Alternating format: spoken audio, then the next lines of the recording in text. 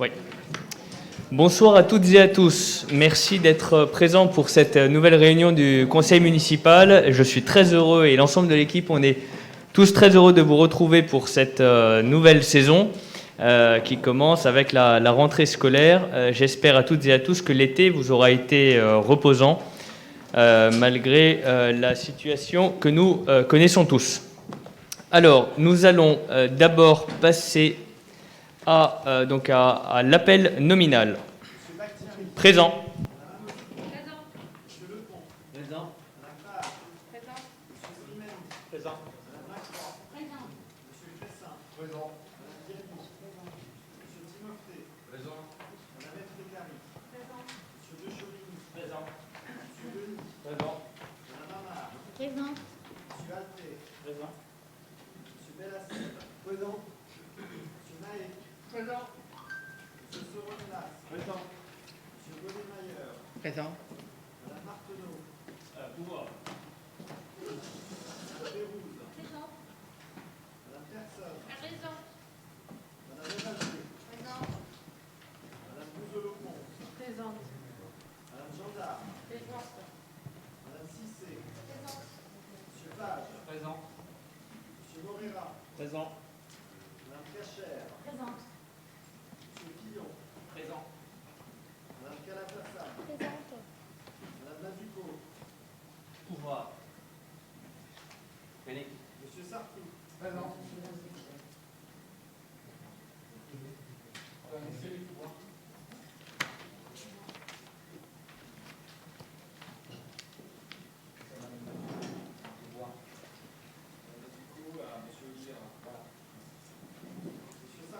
Présent. Monsieur Trigance. Monsieur Betsaïd. Présent. Monsieur Oliveira. Madame Bienvenue. Présent. Monsieur Audebert. Madame Amoré. Madame Poirier. Présent.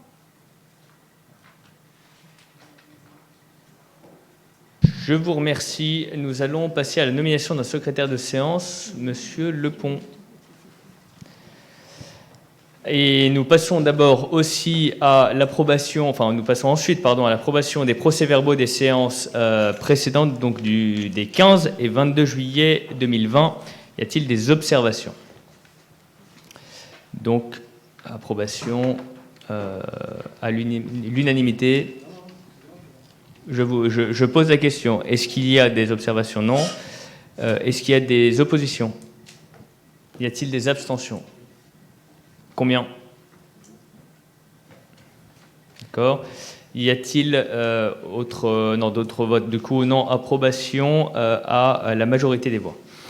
Questions diverses, il n'y en a pas. Je souligne, dans ce cadre-là, l'article 5 du règlement intérieur de notre conseil municipal qui précise l'ensemble des règles qui sont applicables à toutes les questions orales. Et donc, si quelqu'un a des questions orales à transmettre, ce sont les formes qui sont indiquées dans le règlement intérieur.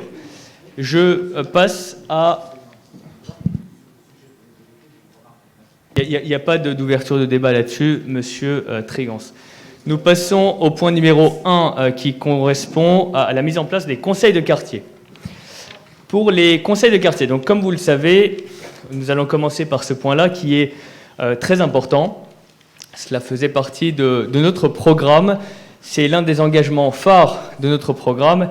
Et donc nous tenons à rendre concret ce qui était une réelle attente dans notre ville. Et l'objectif, c'est de redonner de la démocratie locale, de l'approfondir, de l'accentuer et de rendre la parole à tous les citoyens, pas seulement au moment des élections, mais aussi en cours d'année. Et ce qui nous amène à une réflexion très simple, c'est qu'aujourd'hui, dans les différents quartiers de notre ville, ce que l'on a constaté, c'est qu'il manquait une vie locale dynamique. Et donc la réalité, c'est qu'on a tous besoin de redonner la parole aussi aux citoyens en toutes circonstances pour pouvoir s'exprimer sur différents sujets. Ce que nous avons voulu mettre en place, c'est donc un outil qui permettra concrètement de concerter, d'informer, de créer du lien et de construire ensemble, parce qu'en fait, en avançant ensemble pour notre ville, on pourra nécessairement trouver des points communs à beaucoup de personnes, quelles que soient les opinions politiques des uns et des autres. Et l'objectif des conseils de quartier, c'est d'avancer et de construire des projets locaux de quartier, mais aussi qui regroupent parfois plusieurs quartiers. Et donc ce seront le dispositif des conseils de quartier et des réunions interquartiers. Il y a un principe qui est fondamental. C'est que les conseils de quartier seront ouverts à tous les habitants qui auront 16 ans et plus et qui habitent le quartier. Ces quartiers, nous les avons définis en fonction de l'identité géographique, de l'identité historique de ces différents quartiers et aussi de manière à permettre une expression cohérente des besoins des uns et des autres. Et c'est la raison pour laquelle nous avons défini 9 quartiers pour notre ville qui sont plus ou moins étendus, qui regroupent plus ou moins de personnes et qui vivront de manière différente. Puisque chaque personne qui participe, chaque citoyen qui participe à ces conseils de quartier aura la possibilité de les faire vivre de la manière qui lui convient le mieux dans une perspective qui est globale et commune à tous, c'est celle de faire avancer la ville et le quartier dans l'intérêt de l'ensemble des Nocéens. Alors ces différents quartiers sont les suivants, ils sont affichés, alors vous les voyez peut-être pas extrêmement bien.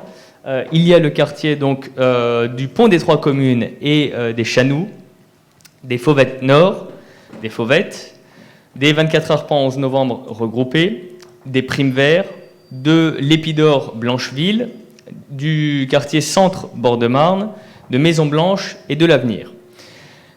Il y a des quartiers, comme je vous le disais, qui sont plus ou moins dotés. Le quartier de Maison Blanche, à l'heure actuelle, est en cours d'installation. Donc pour le moment, il n'y a pas forcément beaucoup de personnes, même s'il y a des associations qui sont très actives sur le secteur.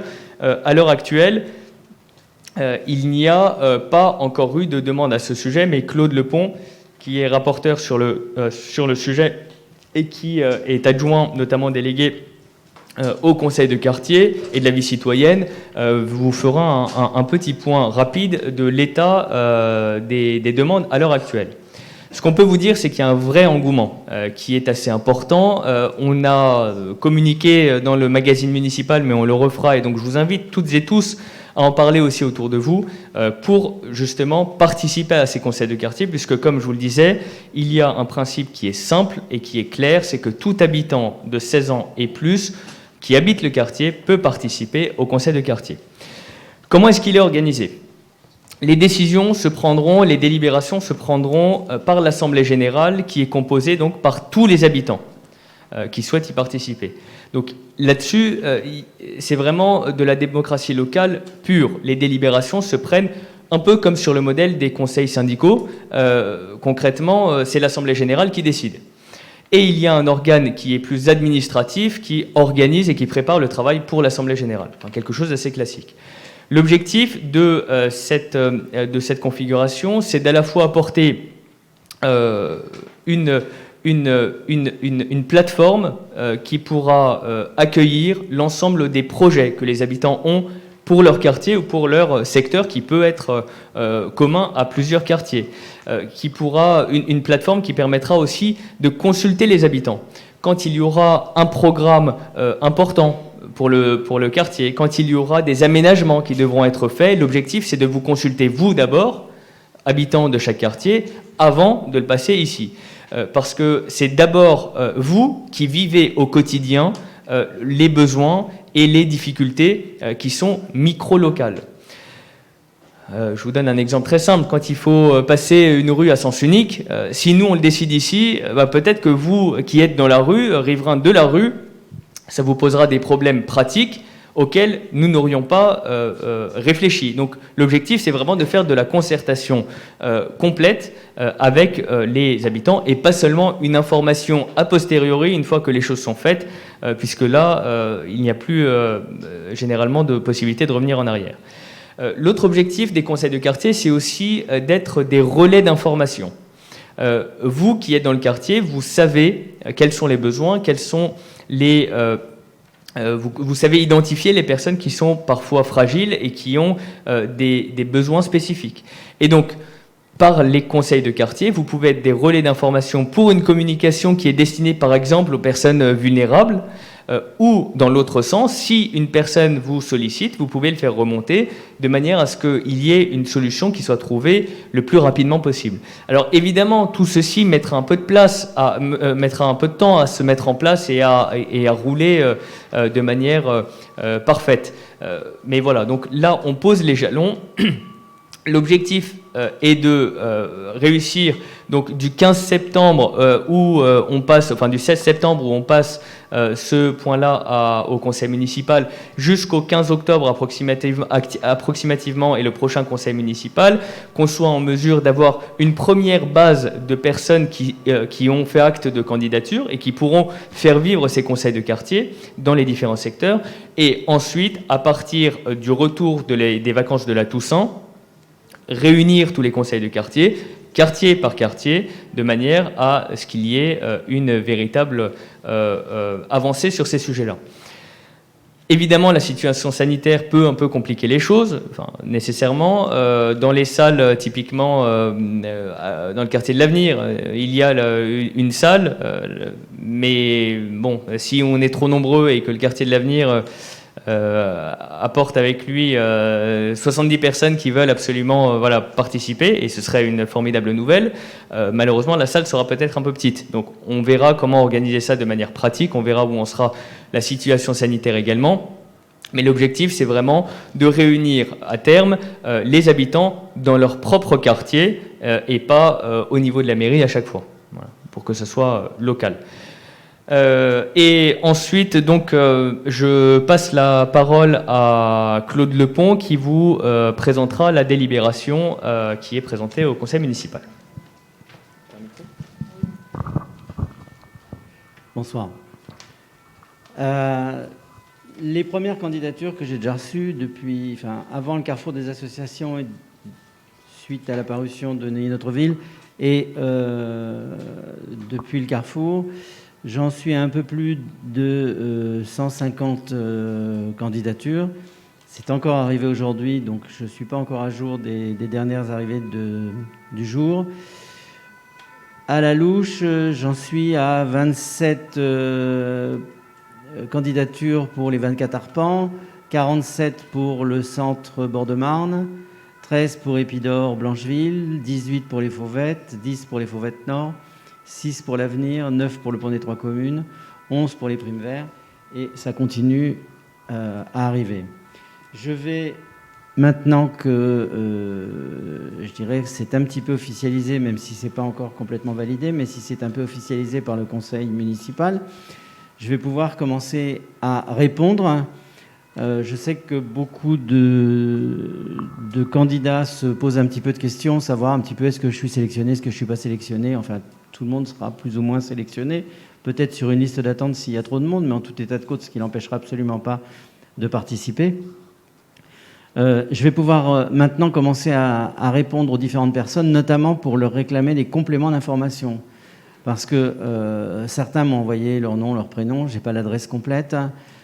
Certains n'ont pas stipulé leur numéro de téléphone. J'ai une personne pour laquelle je n'ai que l'adresse mail. Je suis intéressé par le conseil des quartiers, c'est tout, j'ai rien de plus. Donc maintenant, je vais pouvoir alimenter la base de données et pouvoir commencer à répondre à tous. On mettra en place très rapidement les bornes, si je puis dire, juridiques, le règlement intérieur de ce conseil de quartier. Je vous invite vivement à le lire, hein, il sera à disposition. Oui. On l'adoptera de toute façon au cours du conseil municipal.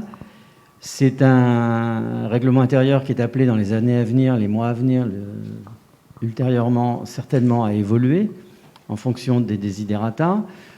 Peut-être même qu'au niveau des quartiers, on se rendra compte que les frontières de quartier, enfin j'aime pas trop les frontières de quartier, mais enfin que les limites de quartier seront peut-être également appelées à évoluer ultérieurement. ce sera en perpétuelle évolution, si je puis dire. Le but étant que l'échange entre les habitants d'un quartier et la municipalité, je parle bien d'échange, c'est-à-dire que la municipalité informera les habitants du quartier des décisions ou des projets qui concernent le quartier, que ce soit dans les travaux, que ce soit dans les sens interdits, les bus, j'en passe et des meilleurs.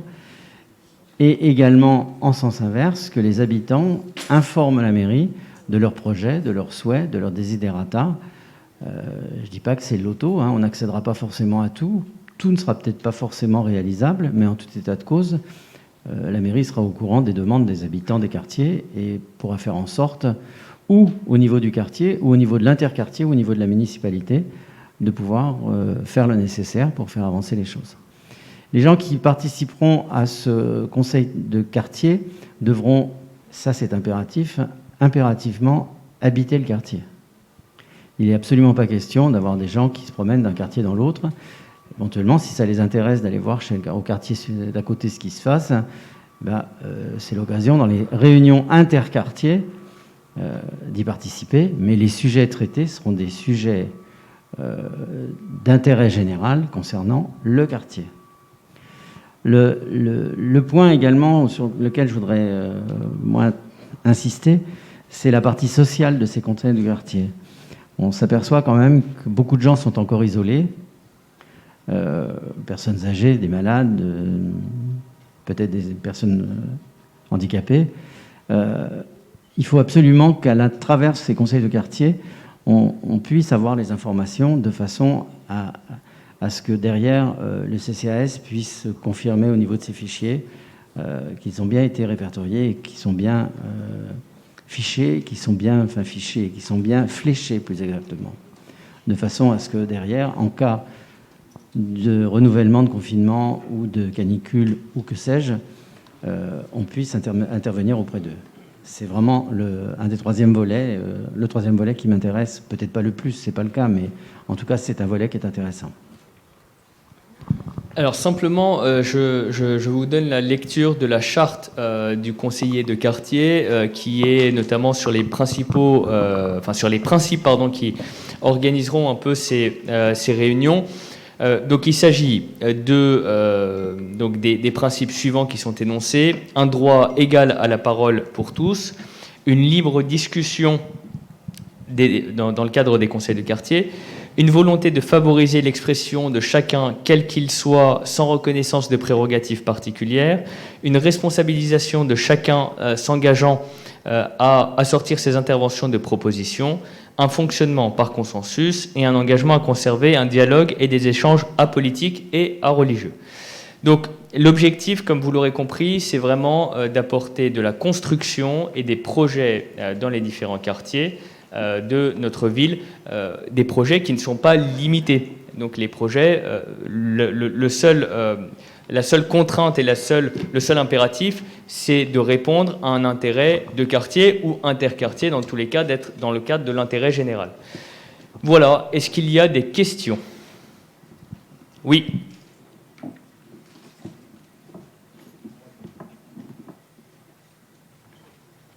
Oui, merci Monsieur le maire, bonsoir chers collègues. Donc sur ce sujet, vous avez Monsieur le maire dans votre propos liminaire, si je puis dire, évoqué et justifié, à juste titre d'ailleurs, la création de ces conseils de quartier dans le périmètre de la démocratie. Vous me permettrez donc de vous rappeler que la démocratie, c'est aussi par exemple lorsque le président du groupe des élus divers gauche écologiste et progressiste vous écrit le 15 juillet, que vous lui répondiez, ça fait partie de la démocratie. Deuxième élément sur la démocratie, c'est, je viens de vérifier sur le site de la ville, dans ce même courrier du 15 juillet, je vous ai demandé d'indiquer, comme d'ailleurs l'ensemble de nos collègues, le quartier de résidence de chacun des élus de notre groupe, et je viens à l'instant de vérifier, ça n'est toujours pas le cas, donc je vais vous demander, s'il vous plaît, de vouloir appliquer ces principes élémentaires. Sur la question des conseils de quartier, nous sommes bien évidemment favorables à la création de ces conseils de quartier.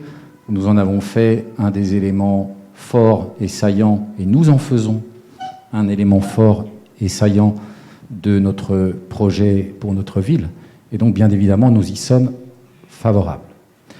Après, le conseil de quartier, il faut regarder quelle est votre conception du conseil de quartier. C'est ce que nous avons fait. Vous savez, c'est comme les questions d'autonomie pour les établissements scolaires.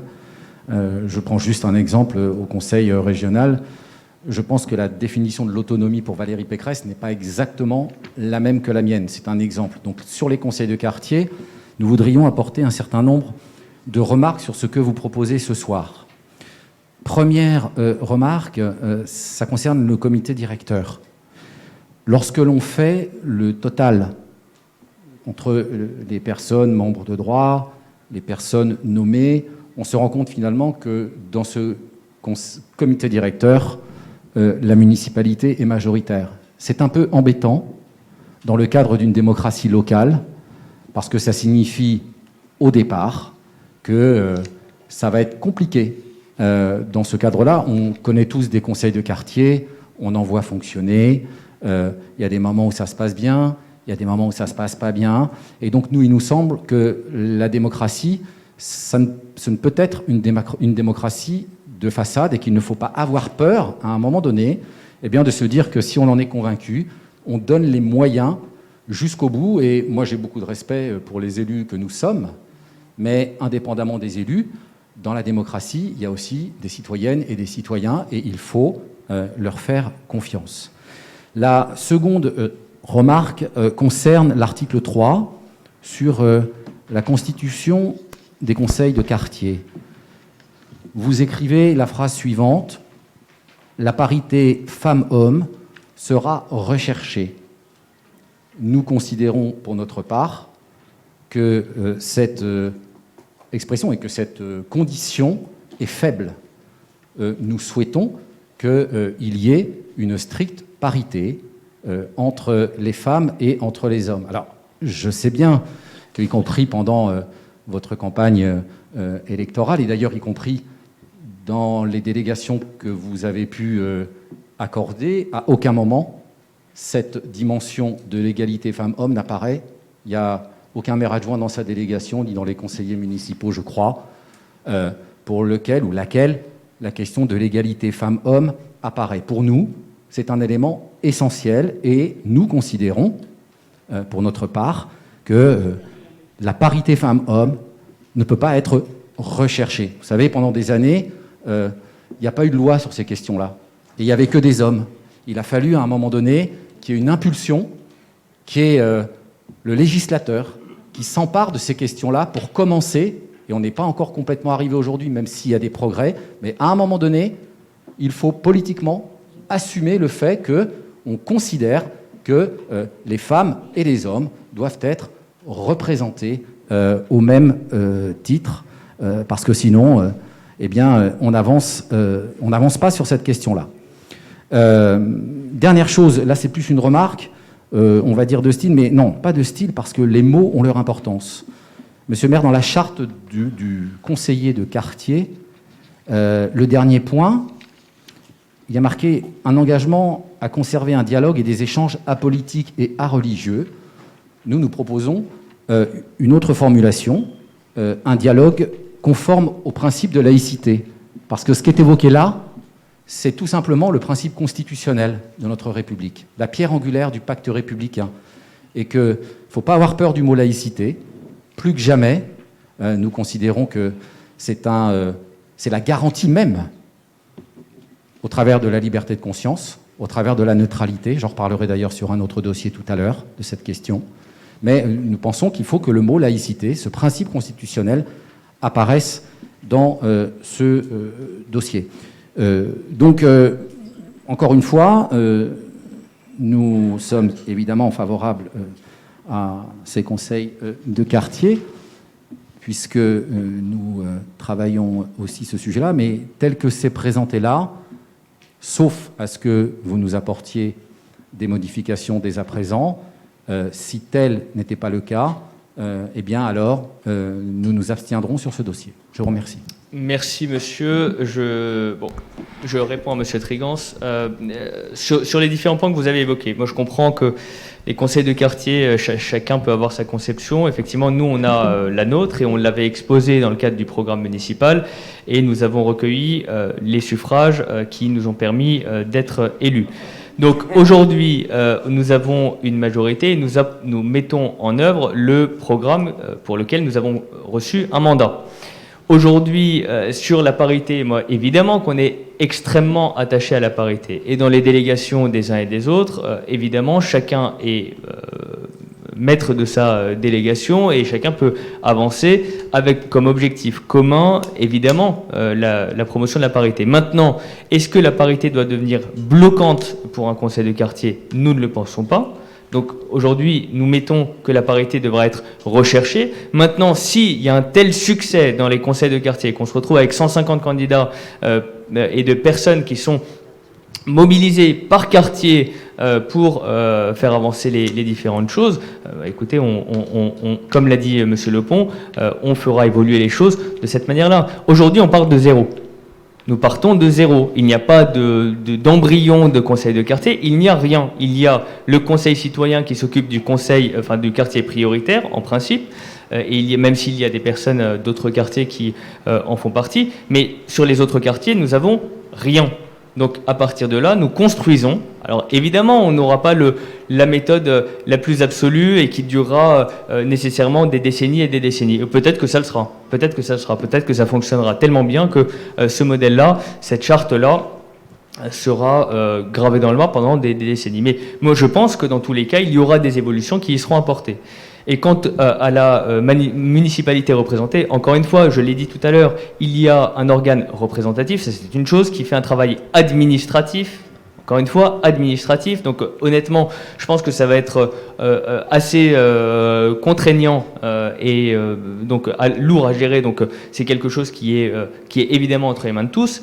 Il y aura évidemment un organe délibérant qui est composé, encore une fois, de tout habitant du quartier. Tout habitant de plus de 16 ans, enfin de 16 ans et plus, peut être membre et la délibération sera prise dans ce cadre-là, dans ce seul cadre-là.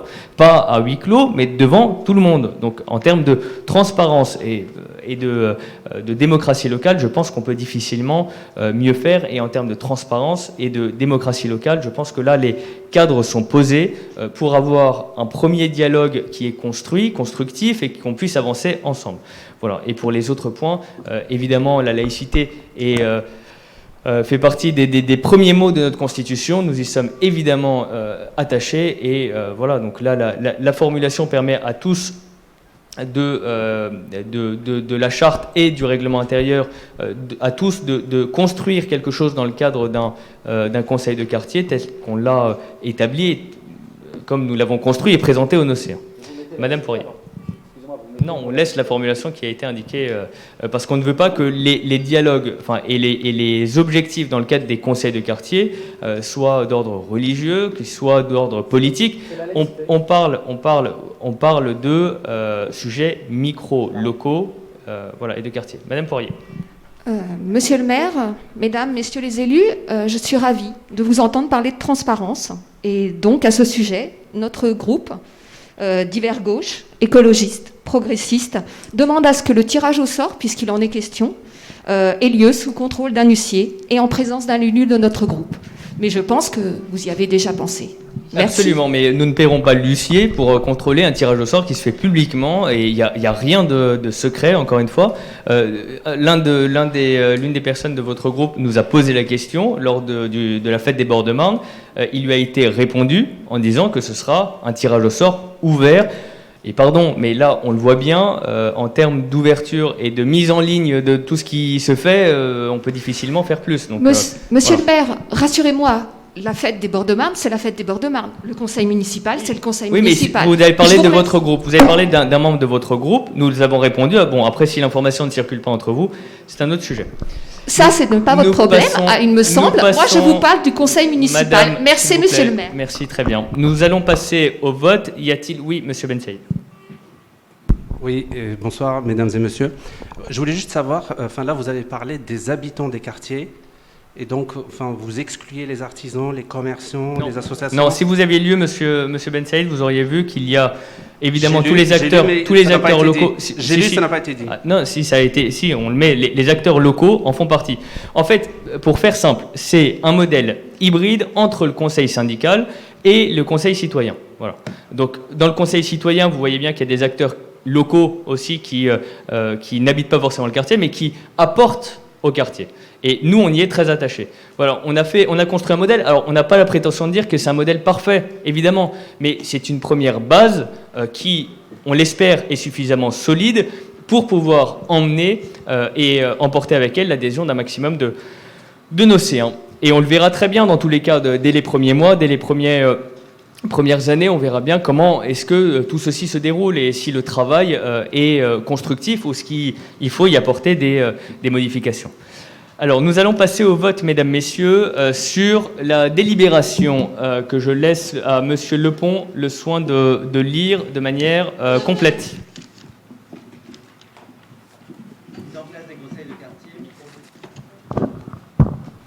Mise en place des conseils de quartier. L'article L2143-1 du Code général des collectivités territoriales dispose que dans les communes de 80 000 habitants et plus, le conseil municipal fixe le périmètre de chacun des quartiers constituant la commune. Chacun d'eux est doté d'un conseil de quartier dont le conseil municipal fixe la dénomination, la composition et les modalités de fonctionnement. Les communes dont la population est comprise entre 20 000 et 79 999 habitants peuvent appliquer les présentes dispositions.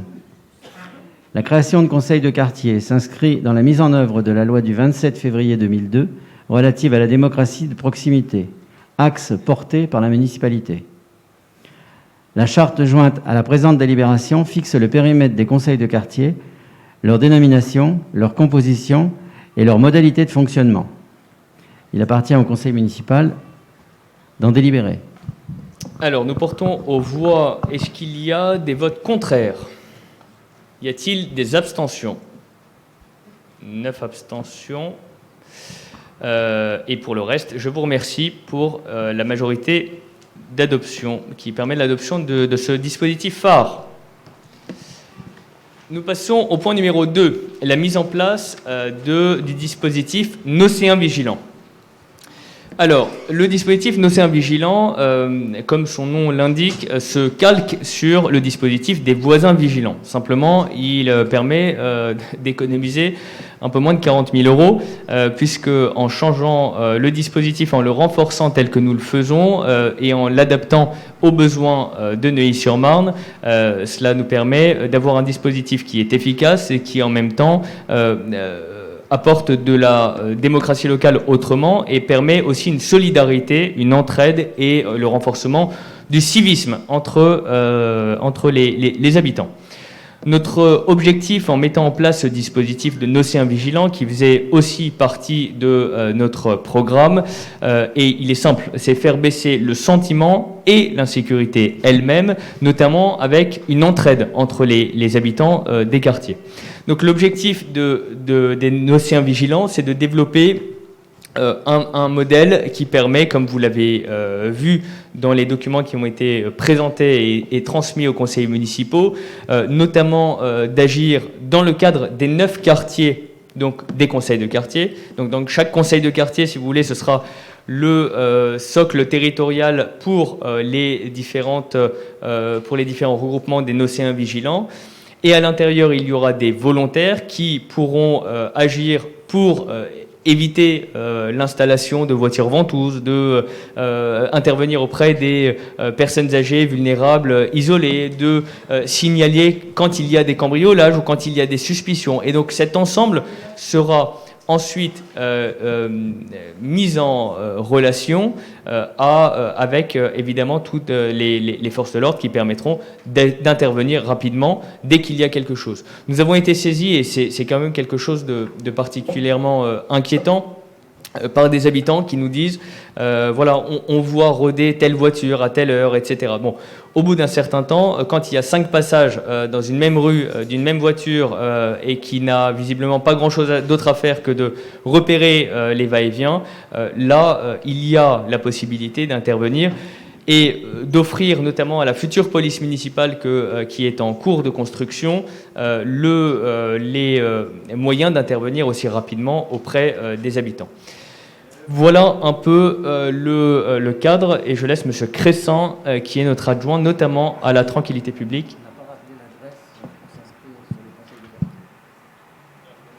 On reviendra plus tard. Cressan.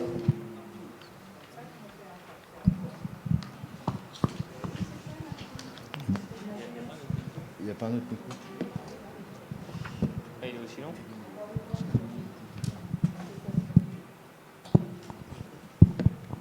Bonsoir, chers collègues. Alors, le dispositif Nocéen Vigilant repose, et c'est essentiel, sur la participation citoyenne, mais également l'appel à du volontariat de la part des habitants des quartiers et répartition qui est similaire et identique à la cartographie qu'on a pu voir précédemment dans la description des conseils de quartier. À ce jour, de nombreux océans transmettent leur candidature par différents biais.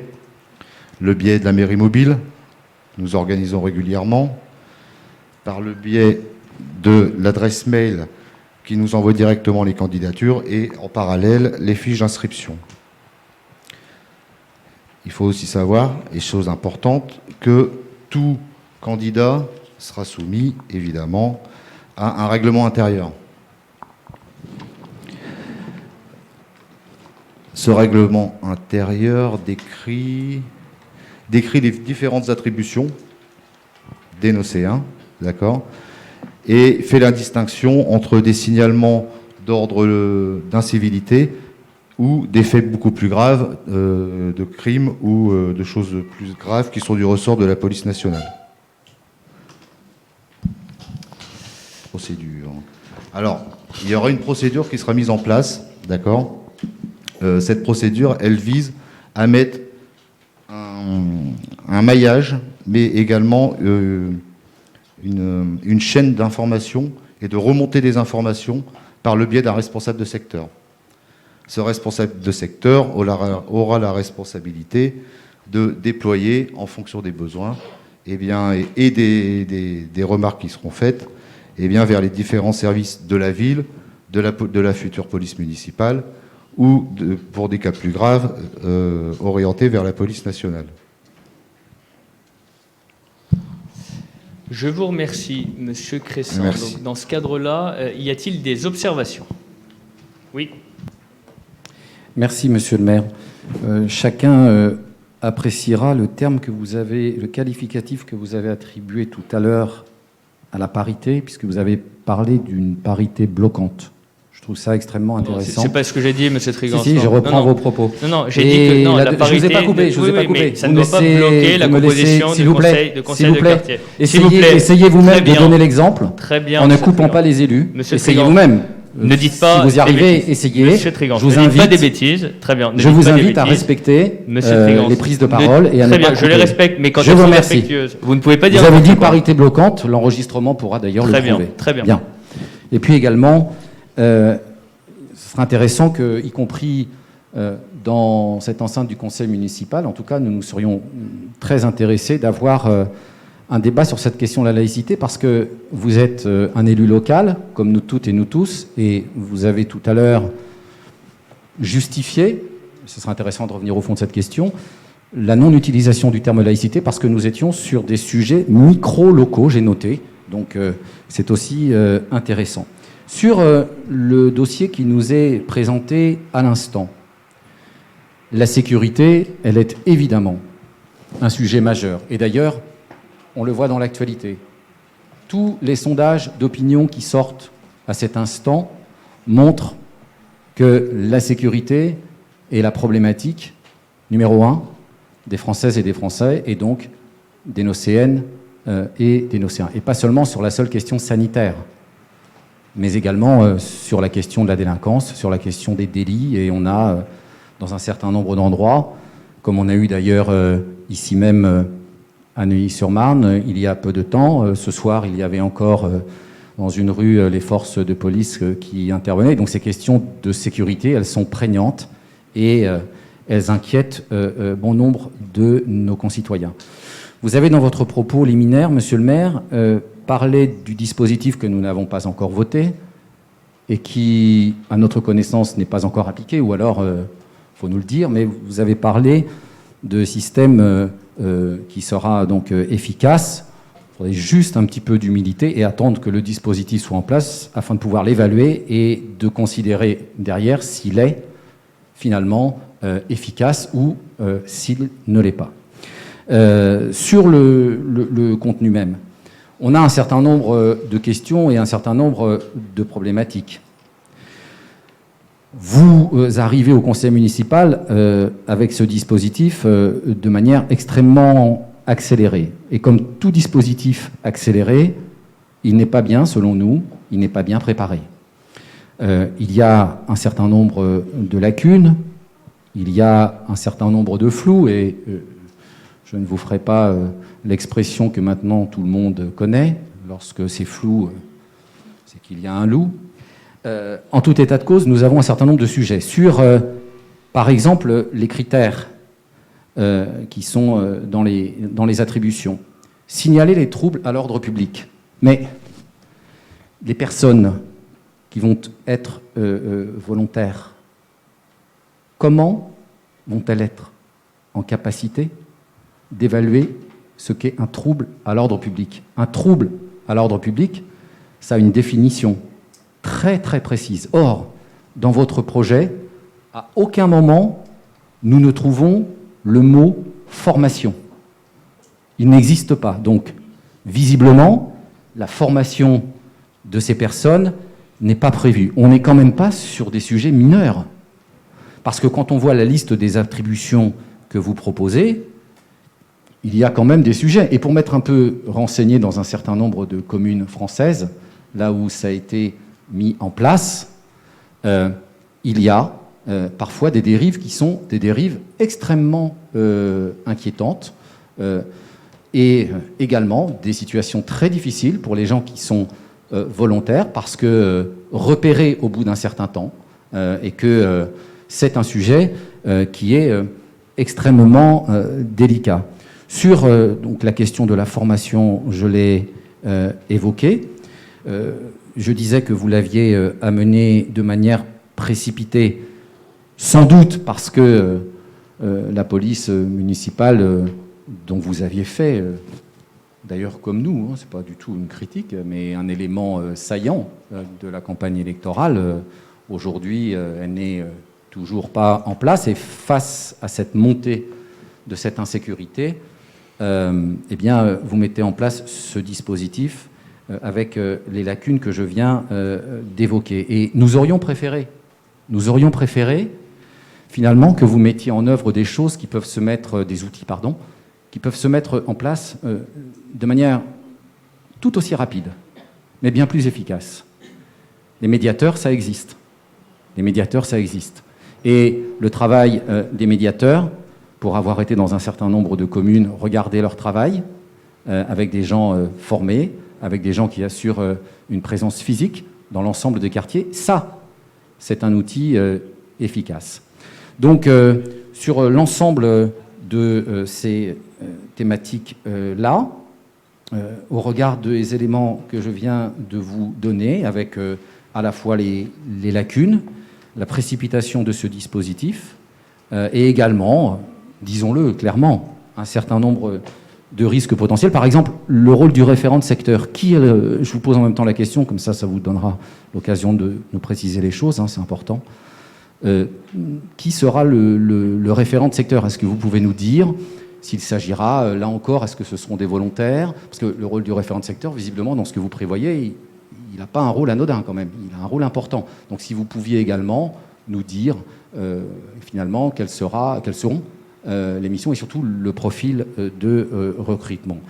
En tout état de cause, pour l'ensemble de ces éléments, nous nous abstiendrons sur cette proposition, non pas que nous rejetons de manière abrupte et automatique le dispositif en tant que tel, puisque je l'ai vu fonctionner sur un certain nombre de communes, mais avec les éléments de garantie, de précaution que je viens d'évoquer et qui n'apparaissent pas dans votre projet. Donc nous nous abstiendrons. Je vous remercie. Merci, Monsieur Trigance. Alors, pour répondre quand même à vos questions et à vos différents points, sur le système qui est mis en place, il garantit véritablement un signalement, et pas un passage à l'action, mais un signalement de la part des habitants qui constateraient des troubles à l'ordre public, des personnes fragiles, des repérages de cambriolage, des voitures fantômes, des détériorations de mobilier urbain, les personnes âgées, isolées, vulnérables, quoi d'autre, les démarchages frauduleux, les animaux errants ou dangereux, voilà. Donc c'est un ensemble de signalements. Donc ne faites pas comme si vous n'aviez pas lu, enfin j'ose espérer que vous avez quand même lu les différents documents qui vous ont été remis. On parle de signalement, pas d'une intervention, donc il n'y a pas de policiers civils à former, il s'agit de signaler, rien de plus. Et c'est ce réseau de personnes qui sont volontaires pour participer et pour mettre en œuvre toutes les missions de signalement notamment, et de participation de manière citoyenne et civique à la préservation de la tranquillité des habitants qui est mis en place par le système de Nocéens Vigilants. Alors, je comprends que vous soyez contre la précipitation, mais de ce que vous dites, Monsieur Trigance, on a plutôt l'impression que vous êtes contre l'action et pas la précipitation. Vous auriez voulu peut-être qu'on fasse traîner des mois et des mois ce dispositif. Eh bien non. On a eu un conseil municipal le 15 juillet, un autre le 22 juillet, et le premier de la rentrée, donc juste après les congés estivaux, nous mettons en œuvre les principaux éléments phares, notamment sur la sécurité avec Nocéens Vigilants. La police municipale, comme vous le savez, il y a un comité technique qui doit se réunir, et c'est à ce moment-là que ça sera organisé. Donc, arrêtez avec ce discours complètement démagogue qui n'a rien de vrai, et vous le savez. Donc, s'il vous plaît. Aujourd'hui, Madame Poirier, je n'ai pas terminé. Merci. En réalité, si vous êtes contre ce projet, dites-le que vous êtes contre. En vous abstenant, c'est votre choix. Mais aujourd'hui, il y a une véritable volonté de notre part de mettre en œuvre les différents sujets sur lesquels nous nous sommes engagés, les différents projets sur lesquels nous nous sommes engagés, et ce dispositif-là en fait partie. Nous l'avons dit, nous le faisons. Voilà, c'est aussi simple que ça. Oui, Monsieur le maire, juste une chose. Une remarque, Monsieur le maire. La divergence dans l'action publique, la divergence n'exclut pas le respect. Je vous le dis. C'est-à-dire que, s'il vous plaît, vous qualifiez mon propos de démagogue. Je vous invite au respect. Parce que... Merci, monsieur. Non, mais je vous invite. Très bien, on a compris le message, il n'y a pas de débat là-dessus. Par exemple... Non, mais c'est important. Très bien. C'est important. Monsieur Trigance, c'est important. On vous a laissé la parole. Monsieur Trigance, vous avez parlé pendant 15 minutes. Non, mais attendez, vous avez parlé pendant 15 minutes. D'accord, non, mais un débat constructif. La divergence n'exclut pas le respect. Absolument, j'en suis d'accord. On est d'accord. Très bien. Alors, il est donc demandé au conseil municipal... Merci, monsieur le maire. Madame Poirier, on demande la parole. Mais je l'ai fait tout à l'heure. Vous êtes intervenu en plein milieu d'une prise de parole. Excusez-moi, je débute. Très bien, mais ça n'empêche pas que vous avez un règlement intérieur que j'espère vous avez lu. Non, vous n'avez pas encore lu. Vous n'avez pas lu le règlement intérieur. C'est fâcheux. Au bout de 5 conseils municipaux... Très bien, refaites-le de nouveau. Et sachez qu'on demande la parole. Il me semble que dans d'autres cas, vous le faites aussi. Donc voilà, au conseil municipal, on demande la parole et on l'accorde. Voilà. C'est vrai, moi je pourrais aussi me filmer. Alors, autre chose. Moi, vous me parlez de signaler. En quoi signaler des faits qui sont connus de tous va changer la problématique pour les Nocéens qui souffrent? Donc, j'entends bien que le projet est au début et je suis, comme Monsieur Trigance, persuadé qu'il y a des choses qui peuvent fonctionner. Mais ne me dites pas que, pour l'instant, on est dans le signalement et pas dans l'action, mais que vous agissez quand même sans agir vraiment. Merci, monsieur. Mais, pardon, Madame Poirier, je pense que vous n'avez pas très bien saisi la portée de Nocéen Vigilant. Je vous dis simplement que l'outil Nocéen Vigilant permet de mettre en commun un cadre et d'avoir un cadre sur lequel les nocéens, les citoyens, quels qu'ils soient, peuvent signaler et faire remonter des informations. Parce que si vous aviez peut-être parlé avec quelques forces de l'ordre, vous sauriez que le principal défi auquel sont confrontées les forces de l'ordre, c'est la remontée d'informations pour pouvoir agir de manière ciblée et rapide quand il y a besoin d'une intervention. Donc l'action, elle est globale. Il ne faut pas regarder les choses avec des œillères.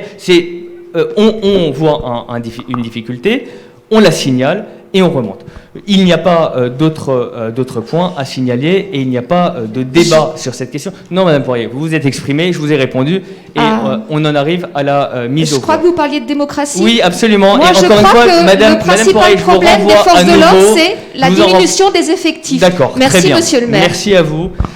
Alors, nous passons à la mise aux voix. Oui, Monsieur Ben Saïd, dernière intervention. Pourquoi dernière? Monsieur Ben Saïd. Non, mais vous n'êtes pas obligé chaque fois de tacler une intervention parce que franchement, c'est désagréable. Donc, ma question. Moi aussi, je sais rigoler. Voilà. Très bien. Non, s'il vous plaît, on reste calme et on respecte les. Dans le règlement intérieur, Mais il me semble, Monsieur Ben Saïd, qu'il y a quelques mois encore, j'étais assis là-bas et je me faisais huer par des personnes dont vous faisiez partie. Mais très bien. Monsieur le maire. Voilà. Et là encore, comme disait Mme Poirier, il y a les vidéos. Vous pouvez parfaitement les voir. Monsieur le maire, est-ce que ça fait partie du règlement intérieur que vos conseillers municipaux applaudissent? Ma question. Vous nous avez tout à l'heure donné un état des lieux des candidatures pour le conseil des quartiers. Je voulais savoir si vous pouvez faire la même chose pour les nocéens vigilants. Non, pas encore, parce que là encore, c'est un dispositif un peu différent. Pour les nocéens vigilants, on est en cours de construction, il y a moins de candidatures, et en fait, l'objectif, et je vais vous répondre très concrètement, l'objectif, c'est que dans le cadre des conseils de quartier, il y ait des personnes qui sont investies et qui puissent aussi... Donc, en fait, si vous voulez, les deux dispositifs sont un peu liés.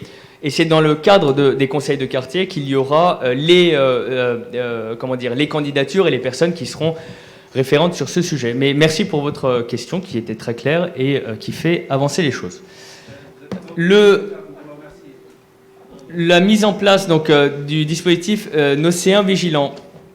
Donc, comme il a été débattu et suffisamment éclairé, la municipalité souhaite mettre en œuvre un outil visant à promouvoir les bonnes pratiques citoyennes. Et c'est dans ce cadre-là qu'il y a ce dispositif qui est proposé et qu'il est proposé de développer donc, sous l'intitulé Nocéen Vigilant avec, sur le territoire donc, de la commune avec 9 quartiers correspondant au périmètre des conseils de quartier, l'application d'un règlement intérieur détaillant les modalités de fonctionnement du dispositif, la recherche de volontaires qui s'engagent à respecter le dit règlement qui est fondamental pour qu'il n'y ait pas de dérive, la désignation de référents Nocéen Vigilant. Et il est donc demandé au conseil municipal de bien vouloir approuver le règlement intérieur joint au présent exposé et d'autoriser sa mise en place à partir de la délibération. Alors, est-ce qu'il y a des votes contraires? Y a-t-il des abstentions? Et le reste vote pour. Je vous remercie. Point numéro 3, qui devrait susciter moins de débats. Ça, vous n'en savez rien.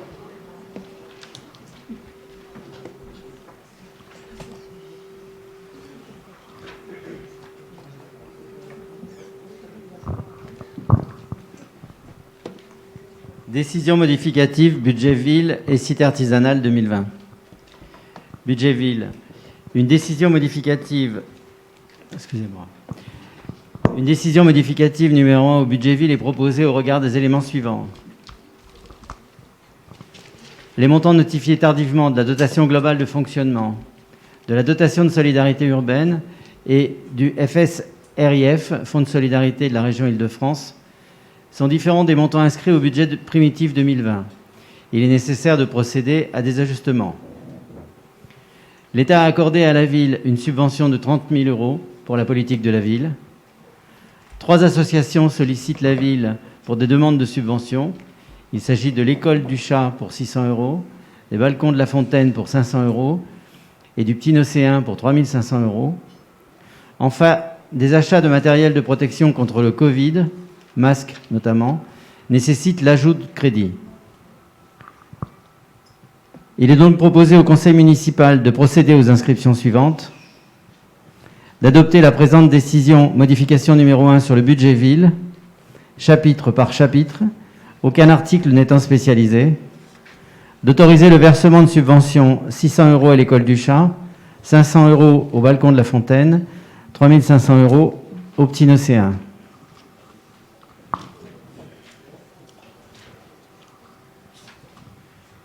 Budget cité artisanale. Le bail du local d'activité 6-7 bis rue Raymond Poincaré est occupé par la société MSA Rénovation, a pris fin le 30 septembre 2019. Il convient donc de restituer le dépôt de garantie à la société, dont le montant s'élève à 5 458,14 €. Il est ainsi nécessaire d'inscrire les crédits correspondants au compte 165 dépôt et cautionnement. Il est proposé au Conseil municipal de procéder aux écritures figurant dans les tableaux ci-dessus, d'adopter la présente décision modificative numéro 1 sur le budget cité artisanale, exercice 2020. Il appartient à l'Assemblée d'en délibérer. Si vous le voulez bien, on va le faire en 2 étapes sur les différents points. Voilà. Oui, monsieur.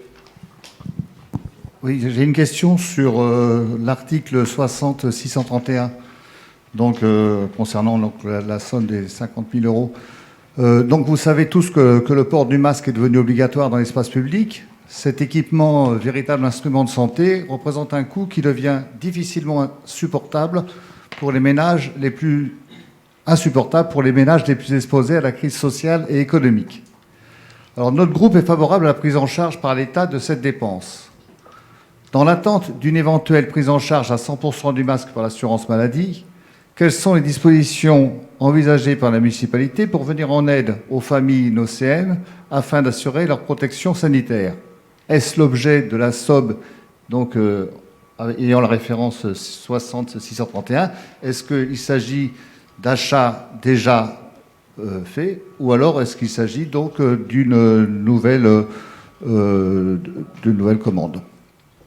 Alors, il y a plusieurs choses. Sur les dispositifs sanitaires, évidemment, vous savez que nous sommes tous dans la même situation et nous devons tous contribuer à la protection et à assurer une protection maximale des habitants de notre ville et de manière générale des habitants de notre pays. Donc sur les dispositifs que nous avons mis en place, nous avons renforcé notamment dans les écoles, nous avons installé des distributeurs de gel pour le personnel, nous avons dans les équipements sportifs, nous avons aussi mis en place des dispositifs, nous avons racheté des masques en plus au cas où il devrait, pour anticiper sur la suite. À l'heure actuelle, il y a plusieurs dispositifs qui sont mis en place, notamment par la région, par le département, pour les collégiens, pour les personnels des écoles, pour les personnels des écoles, donc qui relèvent de notre compétence, mais pour le personnel des collèges, pour les personnels des lycées, ainsi que pour les lycées également, il y a des dotations. Pour le moment, il n'y a pas d'autres dispositifs mis en place autres que ceux que nous avons déjà installés, donc mise en place de gel. Nous sommes au plus près des besoins, nous avons pu recenser les différents besoins auprès de différents commerçants notamment, pour anticiper et voir quels sont les besoins. Alors ce qui nous est remonté, c'est qu'effectivement, il y a beaucoup de personnes qui se sont organisées. Donc même quand on va les voir en leur proposant « est-ce que vous voulez des masques ?», ils disent « ben non, on a déjà suffisamment de masques, c'est bien gentil, gardez-les pour d'autres ». Effectivement, il y a des personnes qui n'arrivent pas à s'en procurer. Donc l'objectif, c'est vraiment d'avancer ensemble de manière à ce qu'on puisse avancer de manière au plus proche des habitants. Pour le moment, voilà, ce sont les dispositifs que nous avons mis en place. Est-ce qu'il y avait une autre question? Non, il n'y avait pas d'autres questions. Et sur le deuxième point, donc ce que je disais, c'est qu'on va séparer le vote en 2 étapes. Donc la première partie sur le budget ville et la deuxième sur le budget cité. Excusez-moi, j'avais une deuxième question. Enfin, là, vous n'avez pas tout à fait répondu parce que vous n'avez pas été très clair dans les dispositifs que vous comptez prendre, donc dispositions que vous comptez prendre dans les mois ou semaines à venir pour justement fournir les masques. Oui. Pour l'instant, ça reste très très vague ce que vous avez répondu là. Non, nous avons fait un recensement des différents besoins. Nous sommes allés auprès des uns et des autres. Auprès du CCS, nous avons même mis à disposition des tests TROD, pour permettre au personnel, notamment qui est en contact avec les personnes fragiles, d'être testés. Notre préoccupation commune, et vous l'avez vu aussi, nous avons obtenu de la région Île-de-France la venue d'un camion de tests Covid. Donc évidemment, c'est jamais suffisant pour 36 000 habitants. Mais les 700 tests qui ont été réalisés l'ont été de manière très bénéfique auprès de la population. Donc nous avançons peut-être plus vite que certaines autres communes. Nous le faisons. Maintenant, l'objectif commun, c'est d'arriver à endiguer cette épidémie. Oui. Je vous rappelle quand même qu'on parle du budget ville. Là, vous venez juste... c'est juste une petite question. Parce que là, vous avez parlé du camion, là, du conseil régional, le coût de com du conseil régional au niveau de la ville de Neuilly-sur-Marne pour les tests, pour les dépistages PCR. Je ne vais pas parler apparemment, je dis bien apparemment, je n'étais pas là, qu'il y avait des gens qui ont attendu des heures et des heures, il y a des personnes qui étaient là et qui sont parties, qui n'ont pas eu le test. Je vais plus parler de l'efficacité des tests PCR. Cette efficacité, elle serait reconnue si les résultats, on les obtient au bout de 24 heures, au bout de 48 heures.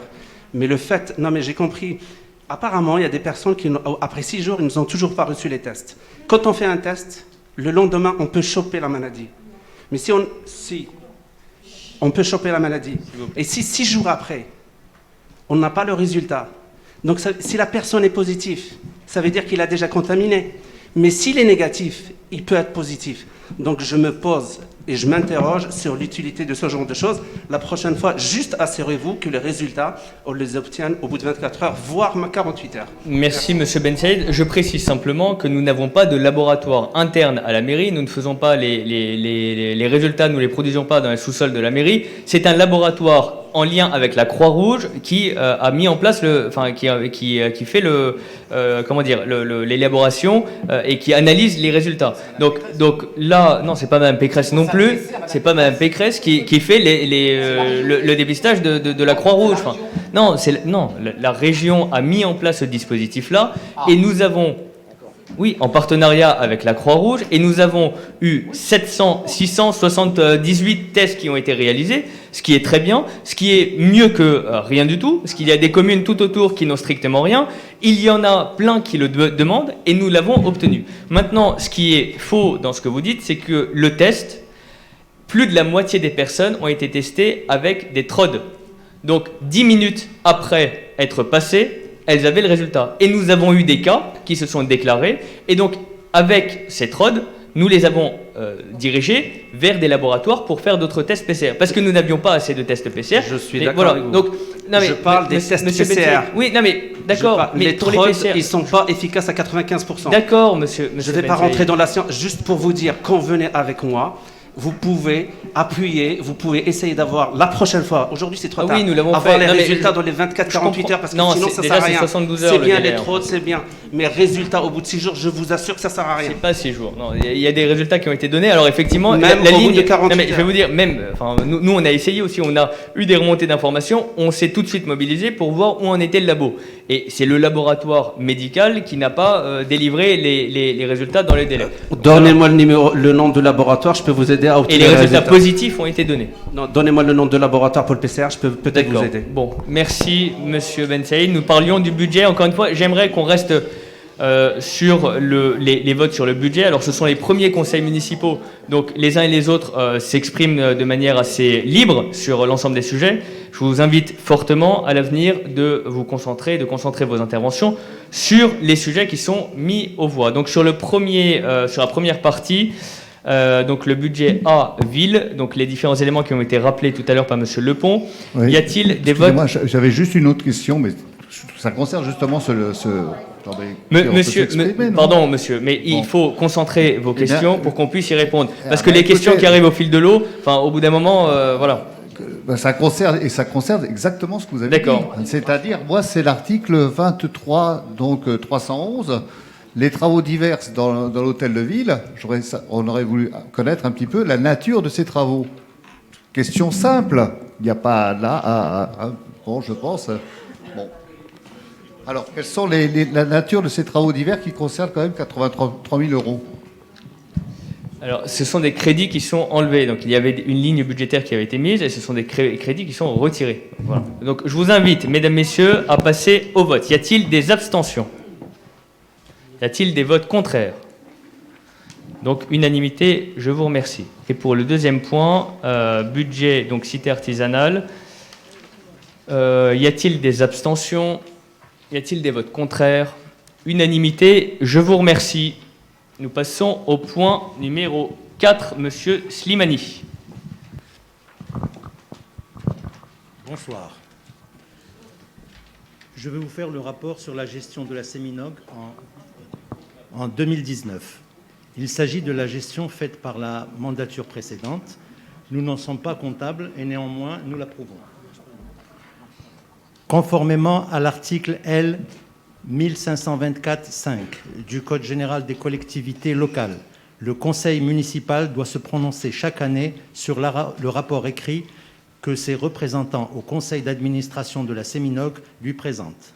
Les bilans, comptes de résultats, rapports d'activité et comptes d'exploitation détaillés par opération de l'année 2019 ont été adressés à la commune pour permettre à la municipalité d'effectuer le contrôle de la société d'économie mixte Nocéenne Séminog, dont la commune est l'actionnaire principal.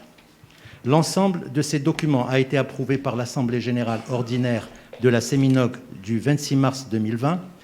Dans le cadre de la loi Elan, la Séminog a adhéré en 2019 à une société de coordination nationale, la HCT France. La gestion locative. La Séminog gère 855 logements, dont 47 logements pour le compte de la commune. Il y a 36 chambres d'étudiants et 11 logements anciens. Le nombre de congés a augmenté par rapport à l'année dernière. 48 ont été enregistrés en 2018 contre 75 en 2019. Le taux de rotation est de 8,8% contre 6% en 2018. Le taux d'occupation sur l'année écoulée s'est élevé à 99,08% et reste nettement supérieur à la moyenne des SEM. Le taux de vacances de la moyenne des SEM étant de 2,1% en 2017. En 2019, la commission d'attribution des logements a accepté 78 dossiers. Gestion du patrimoine.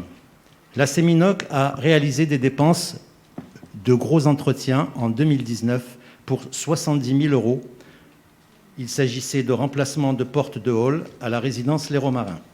Les travaux d'entretien courant se sont élevés à 956 000 euros en 2019 contre 655 000 euros en 2018, soit près de 1 000 euros par logement.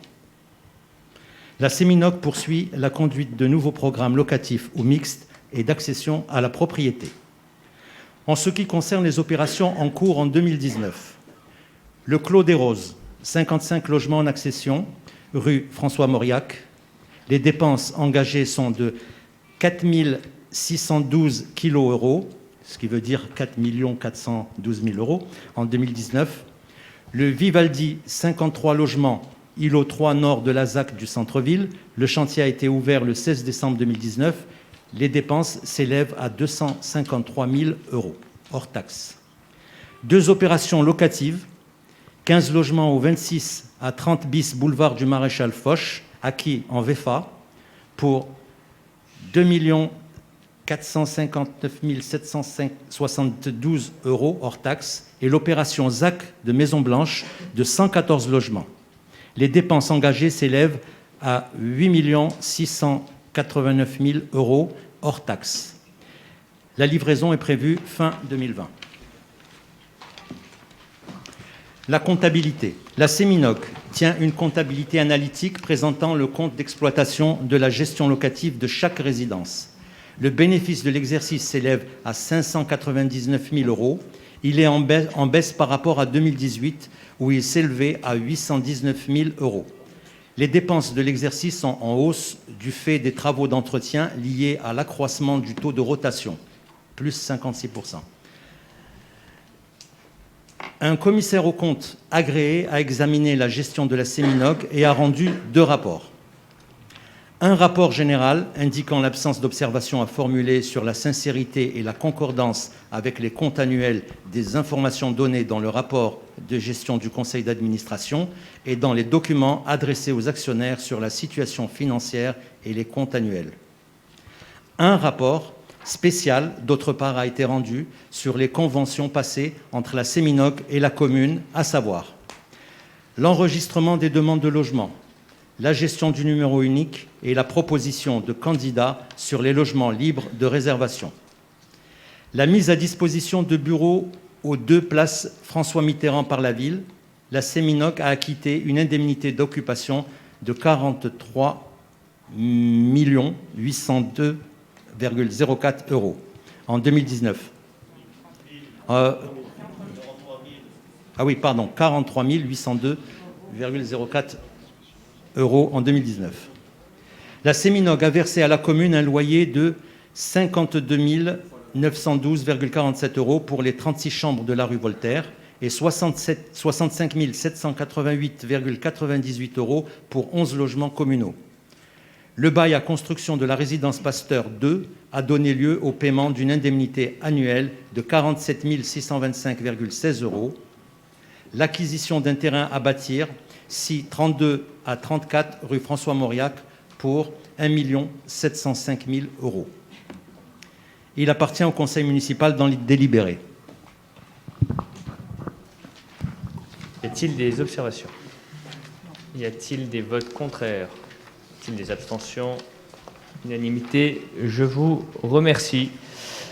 Le point numéro 5, à nouveau, notre adjoint aux finances, M. Lepont, réaménagement de la garantie d'emprunt pour Emmaüs Habitat.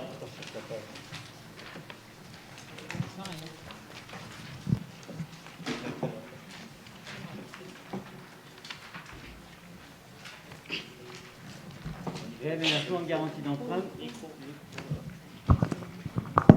Réaménagement de garantie d'emprunt pour Emmaüs Habitat.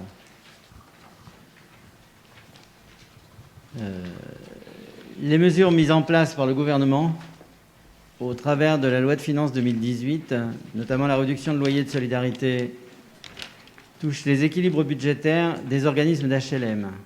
Afin d'absorber partiellement l'impact de cette RLS, la Caisse des dépôts et consignations a mis en place des mesures d'allongement d'une fraction de la dette des organismes HLM. C'est grosso modo la raison pour laquelle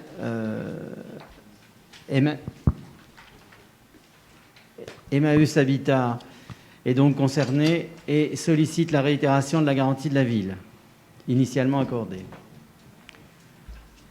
Les 3 555 743,82 montants réaménagés, les garanties de la collectivité sont accordées pour la durée totale de prêts réaménagés référencés ci-dessus, jusqu'à complet remboursement de ceux-ci, et portent sur l'ensemble des sommes contractuellement dues par les emprunteurs dont ils ne seraient pas acquittés à la date d'exigibilité. En contrepartie de cette garantie, les droits de réservation sur les logements compris dans les opérations concernées par les emprunts garantis seront conservés jusqu'au complet remboursement des prêts. Il est proposé au conseil municipal d'accorder les réaménagements des garanties ci-dessus mentionnées et d'autoriser monsieur le maire ou son représentant à signer les avenants de réaménagement de prêts avec Emmaüs Habitat et tous les documents s'y rapportant. Les élus sont invités à délibérer. Y a-t-il des questions? Y a-t-il des votes contraires? Des abstentions? Unanimité, je vous remercie. Le point numéro 6 sur la taxe locale sur la publicité extérieure et la fixation des tarifs 2021. Monsieur de Chauvigny. La taxe locale sur la publicité extérieure, fixation des tarifs 2021. La TLPE, c'est quoi? La taxe locale, c'est la taxe locale sur la publicité extérieure, issue de la loi de modernisation de l'économie et en vigueur sur le territoire communal, donc de Neuilly-sur-Marne.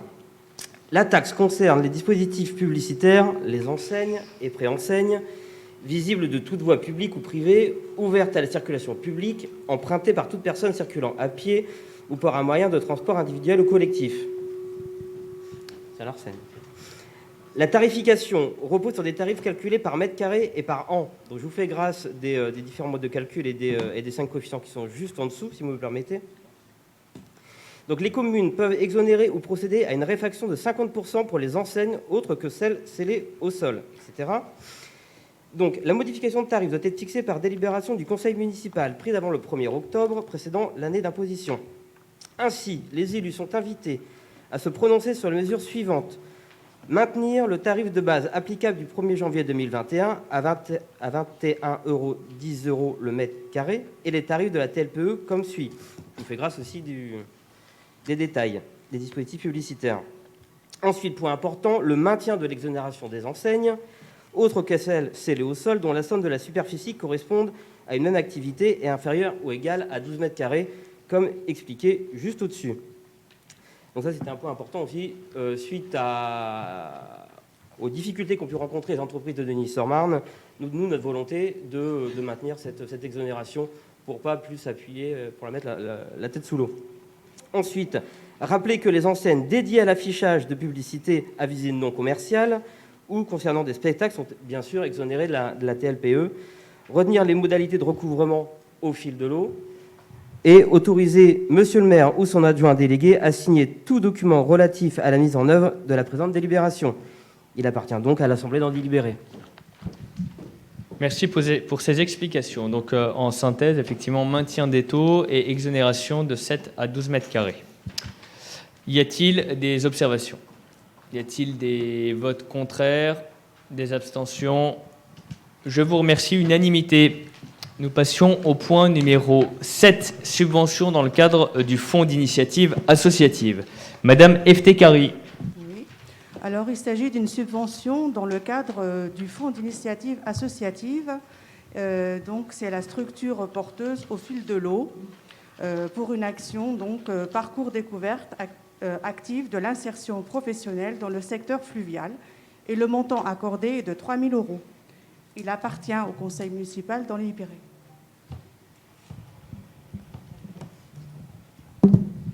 Y a-t-il des questions? Oui.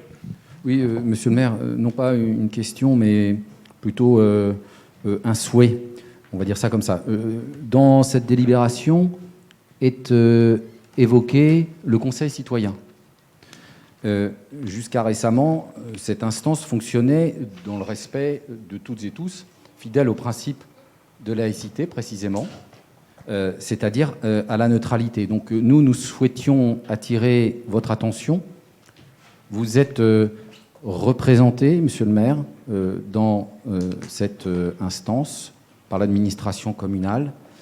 Et cette administration communale, elle est garante précisément de cette neutralité qui doit prévaloir dans les débats. Pour être très concret, il n'est, selon nous, pas normal que des projets soumis à la validation du Conseil citoyen soient qualifiés par certains participants de, je cite, de récupération politique au bénéfice d'un tel ou d'un tel avec des personnes nommées. Je dis cela pourquoi ?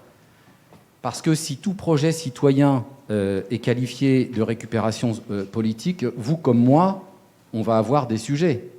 Est-ce que, par exemple, lorsque vous-même, il y a peu de temps, moi-même, il y a peu de temps, participons à des actions de protection de l'environnement, pour autant, lorsque vous participez vous-même ou que je participe, il ne s'agit pas, ou alors faudra nous le dire, de récupération politique. Lorsque vous avez une élue qui gère une association qui vend des produits locaux directement aux producteurs, à aucun moment que ce soit, il ne s'agit de récupération politique. Je pourrais dire la même chose d'élus qui sont dans des associations, des sections sportives. Et donc, c'est simplement une demande. Et si vous le souhaitez, je pourrais plus précisément vous redire les choses. Mais nous souhaiterions que vous ayez une attention particulière sur la bonne tenue de ces débats au sein du Conseil citoyen. Il y a des mises en cause qui ont été faites récemment et qui vraiment n'ont rien à y faire. C'est une instance qui fonctionne, qui étudie les projets tels qu'ils arrivent, sans pour autant qu'il y ait à coller des personnes à des projets. Voilà, c'est simplement une demande pour que les choses continuent, comme par le passé, à bien se passer. Voilà, nous vous remercions de cette attention.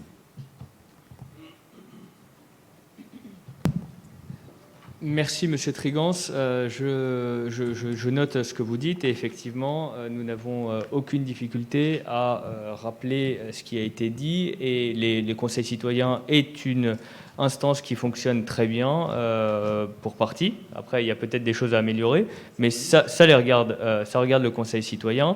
Et en tout état de cause, tout élu qui participe à une association l'a déclaré, le déclare, et c'est l'un des engagements qui a été pris par nous tous ici dans la charte de l'élu local.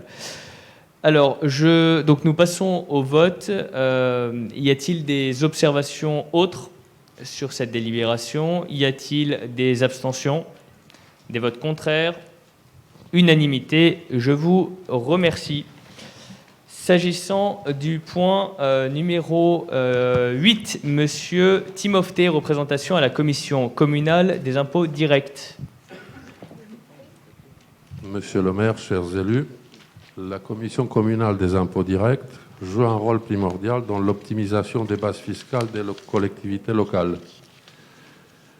La valeur locative, c'est l'élément clé du calcul de la base fiscale des impôts locaux et elle est déterminée par la commission communale des impôts directs par l'intermédiaire des locaux de référence.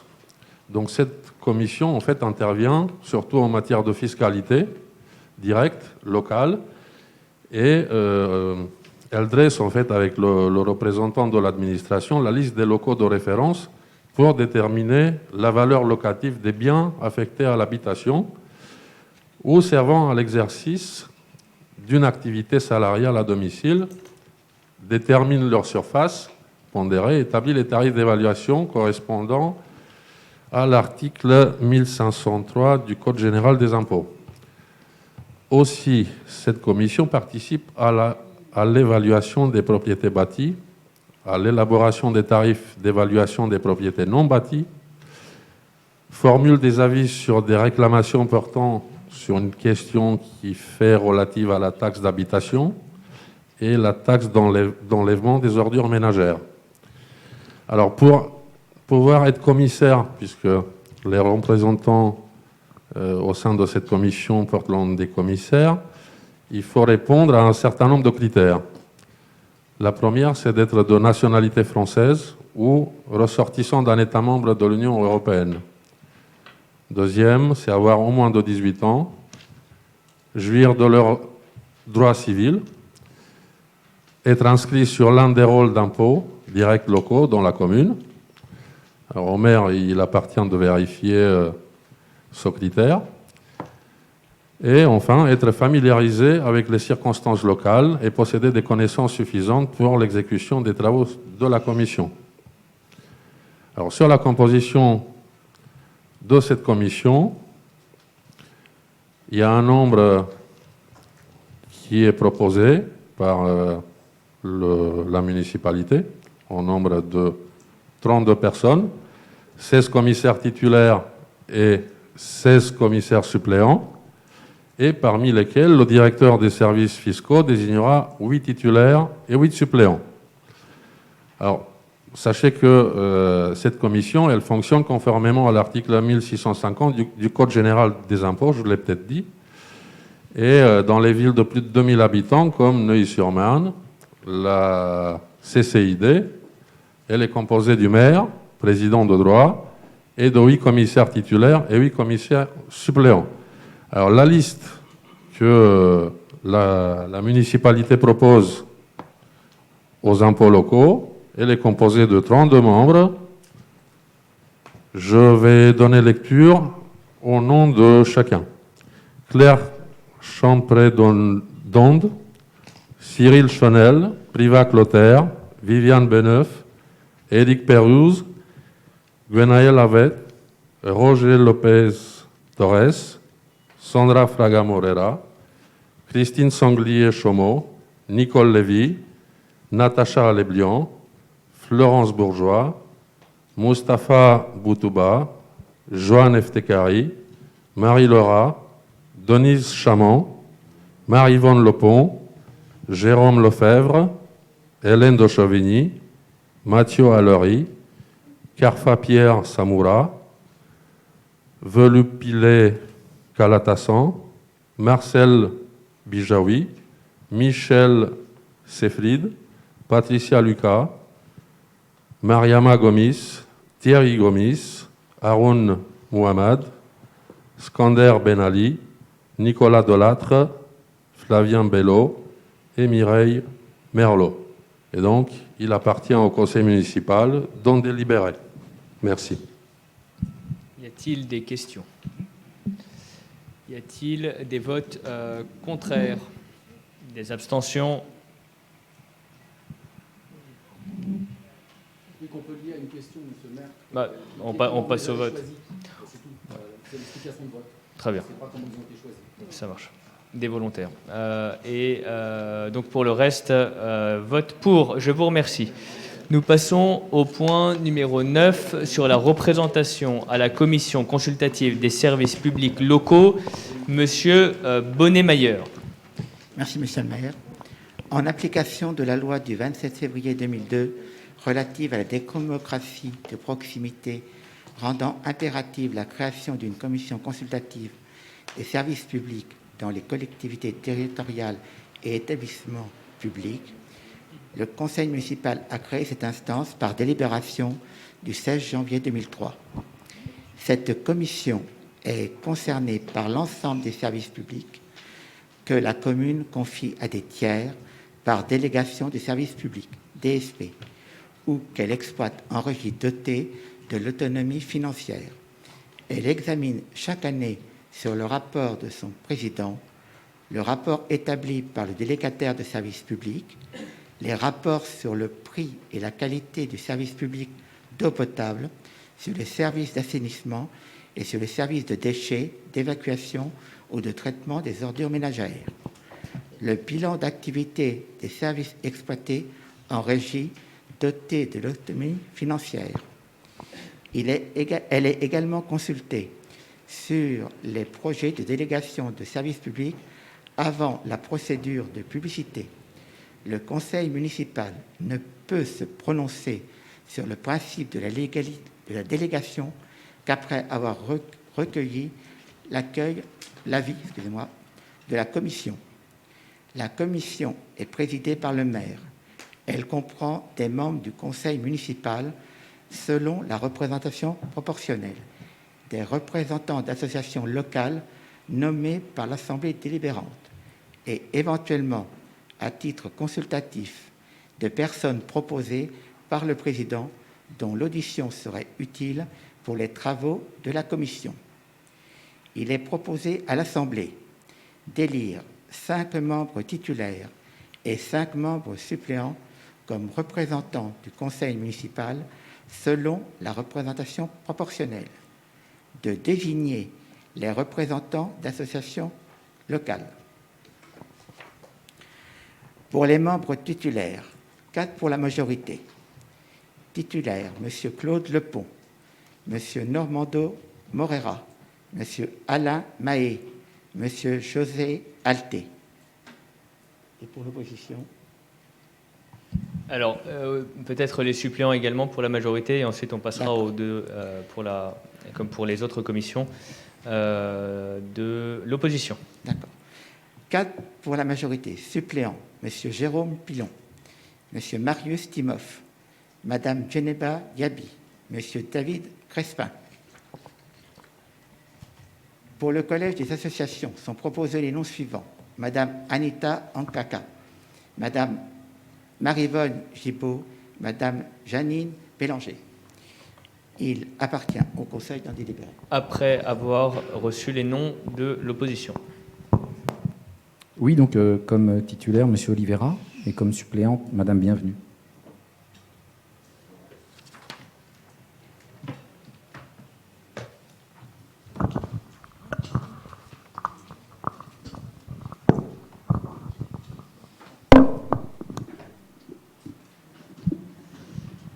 Y a-t-il des abstentions, des votes contraires?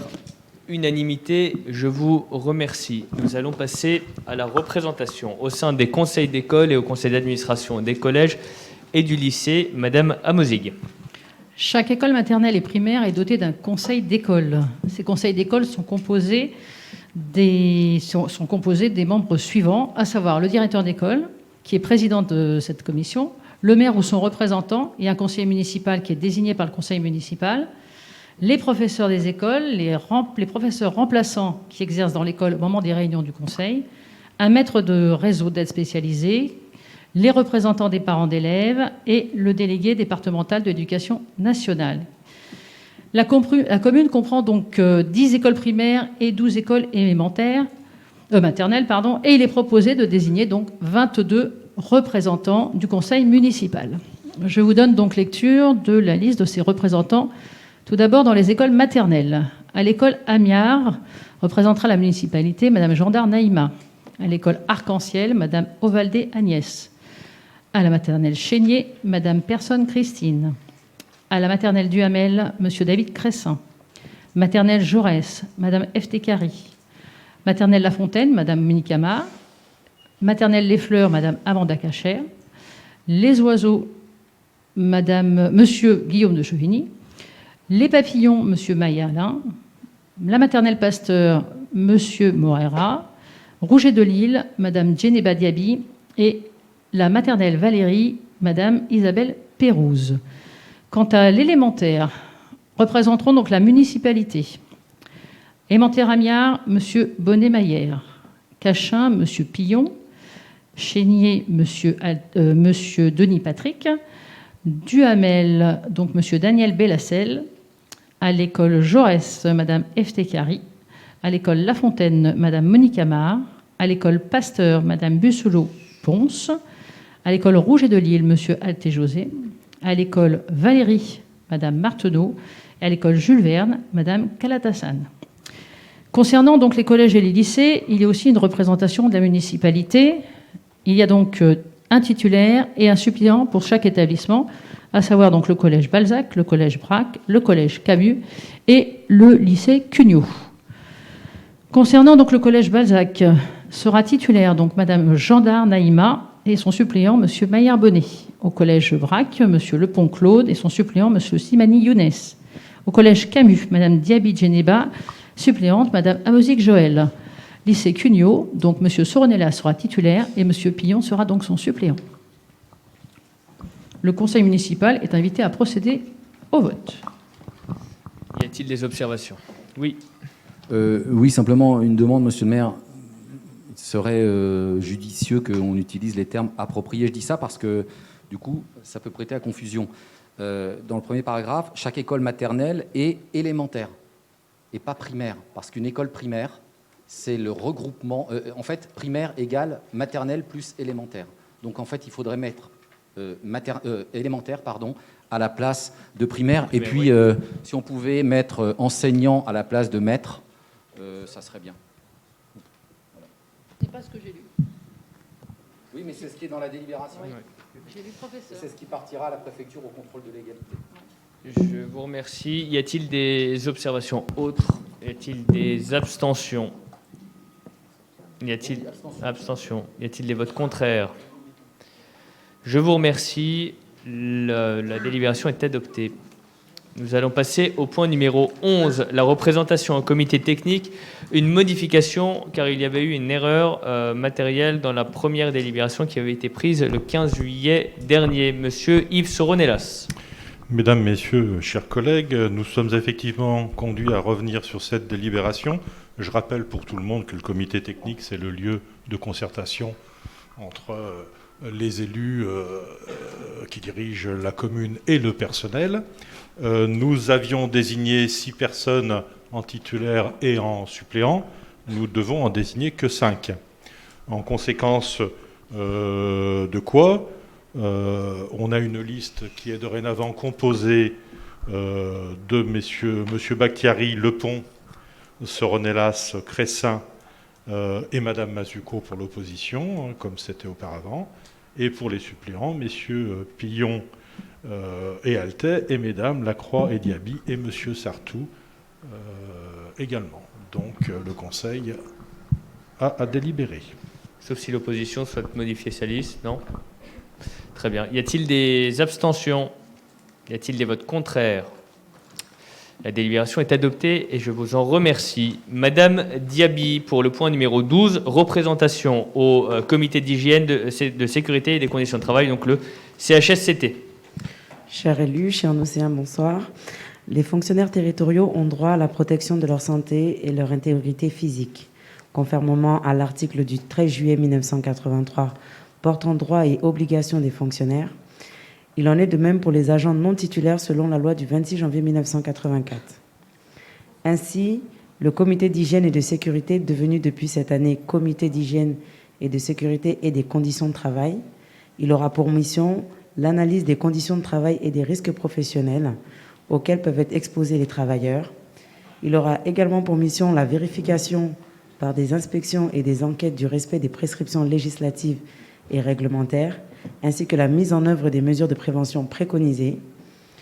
Elle contribuera également au développement de la prévention par des actions de sensibilisation et d'information. Et enfin, elle fera l'analyse des circonstances et des causes des accidents. Pour permettre le fonctionnement de cette instance, à la suite du renouvellement du mandat municipal, il est nécessaire de procéder au renouvellement des représentants de la collectivité. Il est également proposé de regrouper les comités d'hygiène, de sécurité et des conditions de travail de la commune, du Centre communal d'action sociale, ainsi que de la Caisse des écoles. Il est proposé de désigner les membres suivants: M. Bakhtiari, M. Lepont, M. Cressin, M. Soronellas, Mme Lacroix, Mme Diaby, M. Pillon, M. Altet. Les élus sont invités à délibérer. Et pour l'opposition, est-ce qu'il s'agit des mêmes personnes que pour le comité technique? Oui. Très bien. Non?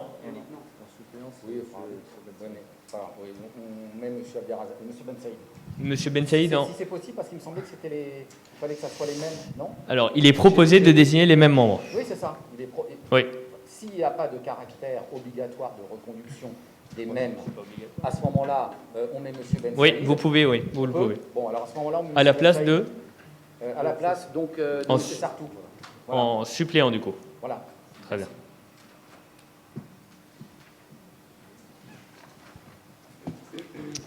Très bien, je vous remercie. Alors, y a-t-il des abstentions? Des votes contraires? Je vous remercie. La délibération est adoptée.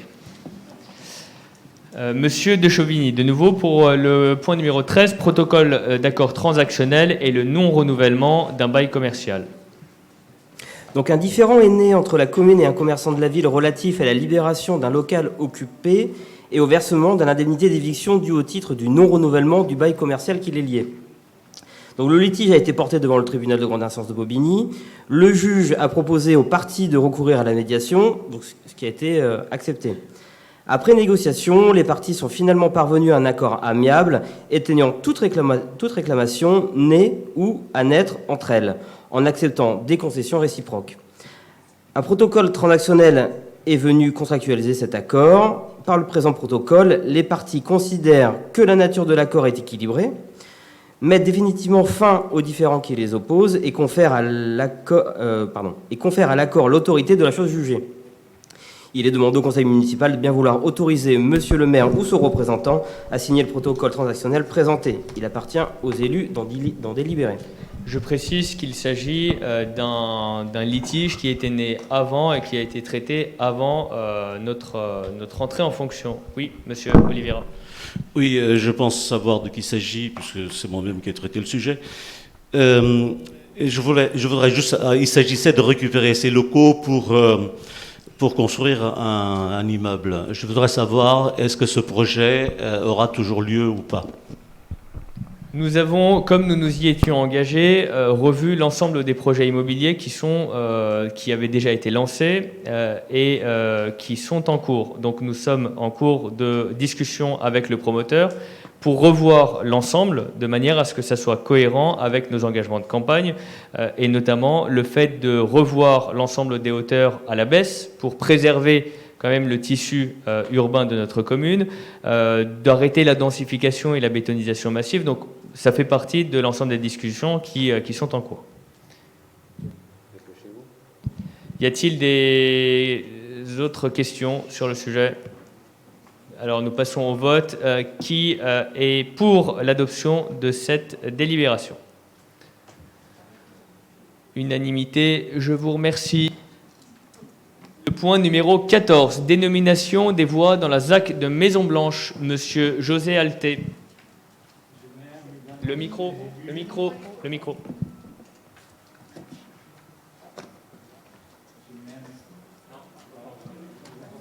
Voilà.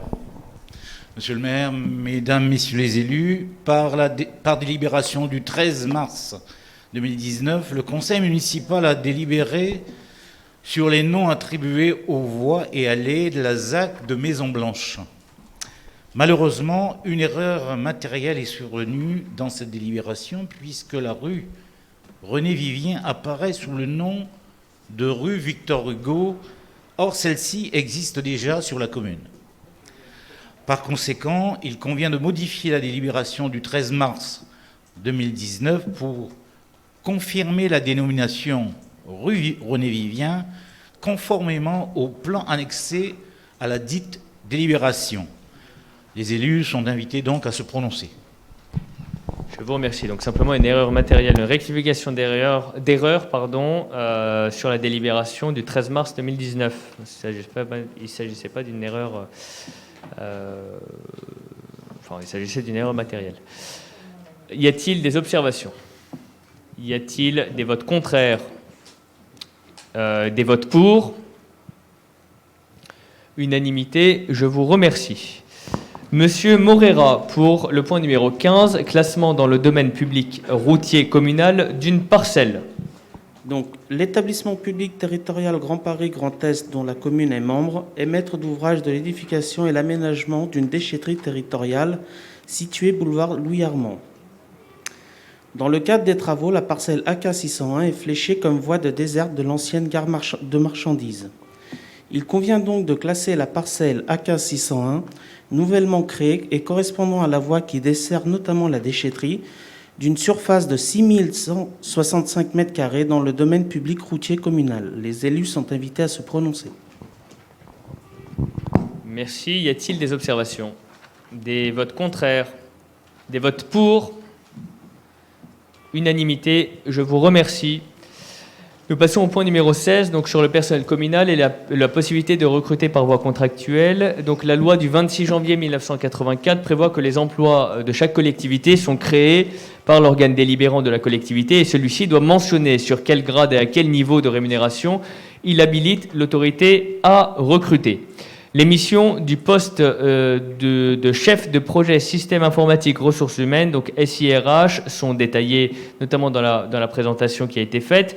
Ce poste existe déjà au tableau des effectifs, mais la spécificité des missions et la rareté du profil recherché doivent être soulignées, et c'est une difficulté auquel est confronté notre service des recrutements. Donc, en conséquence, il est proposé de préciser que quand ce poste ne peut être pourvu dans les conditions statutaires, il peut l'être par voie contractuelle. La rémunération, dans un tel cas, se fait en référence à la grille indiciaire des attachés territoriaux selon le cursus de formation. Et donc, il appartient au conseil municipal d'en délibérer.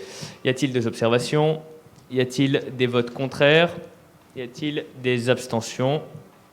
Donc, vote pour. Unanimité, je vous remercie. Et nous passons au point numéro 17, l'avant-dernier, sur le personnel communal et l'accroissement temporaire d'activité. Madame Cissé. Bonsoir. La ville peut recruter des agents contractuels sur des emplois non permanents afin de faire face à un accroissement temporaire d'activité pour un maximum de 12 mois.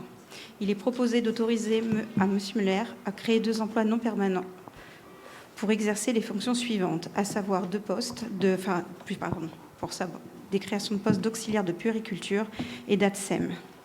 Il est donc proposé au conseil municipal d'approuver la création de postes pour le recrutement de 2 agents contractuels, d'inscrire au budget les crédits correspondants. Il est demandé à l'Assemblée d'en délibérer. Je vous remercie, Madame Cissé. Et y a-t-il des observations? Y a-t-il des votes contraires? Des abstentions? Donc le reste vote pour. Unanimité. Je vous remercie. Et donc le dernier point, donc c'est le rapport sur d'application sur des articles L2122-22 et L2122-23 du CGCT. Vous avez lu, j'imagine, le rapport. Il y a simplement une erreur matérielle qui s'est glissée sur l'attribution des lots, donc, dont nous avions vu tout ceci. C'est le point 3.4, donc MAPA 2000-2020, 843. C'est le lot numéro 3 et pas le lot numéro 2, je crois, qui était indiqué. Et donc le point d'avant, c'est l'EURL Lucien Follop.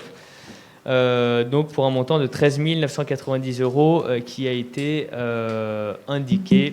Et voilà, y a-t-il des observations? Je vous remercie, puisqu'il n'y a pas de vote sur ce point-là, c'est simplement un rapport. Voilà.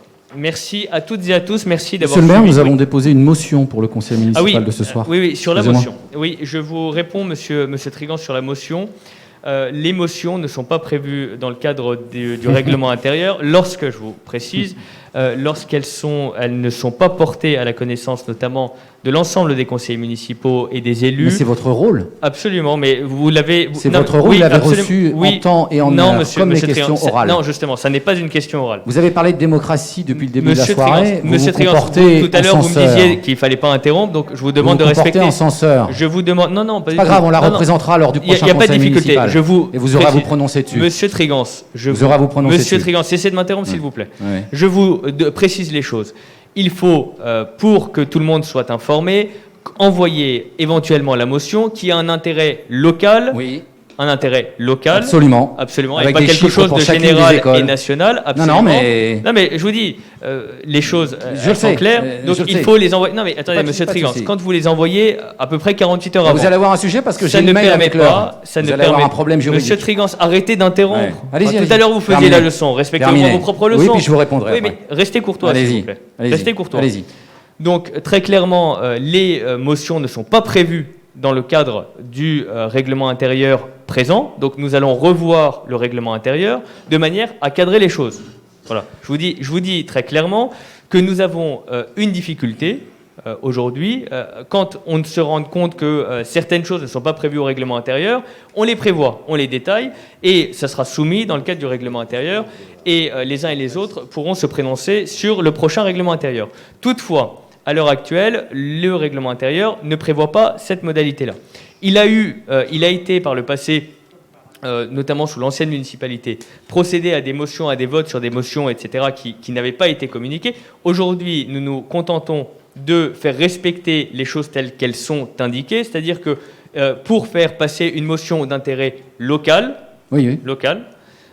il faut l'intégrer dans les documents qui sont transmis à l'ensemble des conseillers municipaux. Donc, quand vous me l'envoyez 48 heures avant, je n'ai absolument pas... C'est ce qui est écrit dans le règlement intérieur. Alors, non, juste sur une l'émotion. remarque, monsieur le maire, Non, c'est pas écrit sur l'émotion. Ok. Alors, juste une chose, monsieur le maire, parce que visiblement, vous avez une étrange conception de la démocratie à plusieurs vitesses. Pourquoi ? Parce que ici, dans cet hémicycle, qui peut nous dire que nous n'avons pas, lors d'un précédent conseil municipal ici, à votre initiative, voté une motion et que nous nous sommes exprimés sur le sujet en disant que, bien évidemment, je vous ai fait la remarque, en vous disant que la motion n'est effectivement pas prévue dans le règlement intérieur, mais que nous acceptions de notre côté de discuter de votre motion, de la voter. Donc j'observe simplement une chose, c'est-à-dire que les dérogations au règlement intérieur, quand c'est vous qui les proposez, vous considérez comme elles sont normales. Vous les avez acceptées. Je termine, je ne vous ai pas coupé, restez courtois s'il vous plaît. Coupé, restez courtois, restez courtois. Absolument, mais que lorsque, je termine, lorsque nous proposons une motion à l'ensemble du conseil municipal, vous considérez que ça n'est pas prévu dans le règlement intérieur. Donc nous aurons l'occasion de revenir sur le sujet parce que vous voyez, vous commettez, à mon sens, une erreur politique. Très bien, merci pour vos leçons politiques. Parce que cette motion, elle vise à soutenir l'école publique avec des enseignants qui, sur le territoire de la commune, aujourd'hui, dans les écoles, avec un certain nombre de difficultés au quotidien. Donc, vous considérez ce soir qu'il n'y a pas urgence, alors que la dernière Absolument fois, vous pas. considérez... Monsieur Trigance, il n'y a pas de débat. Non, il n'y a pas de débat. Il n'y a pas de débat. Vous considériez la dernière fois qu'il y avait une urgence. Non, monsieur. Et ce soir, pour l'école publique, vous absolument considérez qu'il n'y a pas d'urgence. Les équipes éducatives apprécieront dès demain, lorsqu'ils prendront connaissance de votre refus de leur voter un soutien. Monsieur Trigance, l'ensemble des personnes qui veulent regarder le conseil municipal peuvent le faire en direct ce soir, soit en assistant ici, soit en regardant depuis leur canapé, depuis chez eux, de manière très claire. Je vous ai dit simplement une chose, le règlement intérieur ne prévoit pas l'émotion. Nous l'avons intégré dans le dernier projet de délibération. Vous l'avez accepté, c'est votre droit. Vous l'avez accepté, c'est très bien. Maintenant, il n'y a pas de débat, monsieur Trigance, il n'y a pas de débat. Donc arrêtez de monopoliser la parole de cette manière-là et en déviant de manière générale. Je vous remercie, la séance du conseil municipal est terminée. Merci, monsieur Trigance. Monsieur Trigance, Je crois qu'il y a un débat quand il s'agit...